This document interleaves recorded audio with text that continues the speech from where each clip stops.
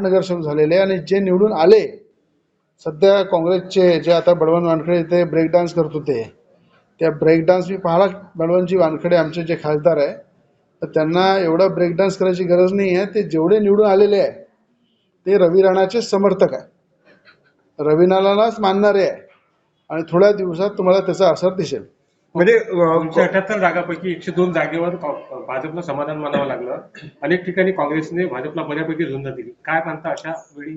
मला सांगा, भारतीय जनता पार्टी ज्या लोकप्रिय मुख्यमंत्री म्हणून देवेंद्र फडणवीसांचं महाराष्ट्रामध्ये नाव आहे, आज एवढं मोठं यश हे महाराष्ट्रामध्ये देवाभाऊच्या नावाने मिळालेलं आहे. आणि देवाभाऊच्या नावाने जर एवढं मोठं यश महाराष्ट्रामध्ये मिळालेलं आहे, तर त्याची नोंद जनतेने केली आहे की स्वतंत्र लढल्यानंतर सुद्धा या ठिकाणी देवाभाऊच्या नावावर भारतीय जनता पार्टीला यश मिळू शकते. एवढ्या मोठ्या प्रमाणात नगराध्यक्ष, आज 1500चे 3500 नगरसेवक निवडून आले, 100 मोठ्या प्रमाणात नगराध्यक्ष निवडून आले.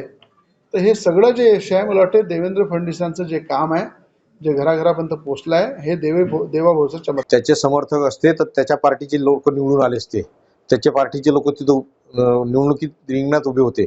एका सीटसाठी लोकांना आमिष दाखवलं आणि आमिष दाखवून त्याचा जबरदस्तीनं विड्रॉल घेतला, त्याला पैसे दिले, ते त्याचे ते कलोती म्हणून ते अविरोध निवडून आले.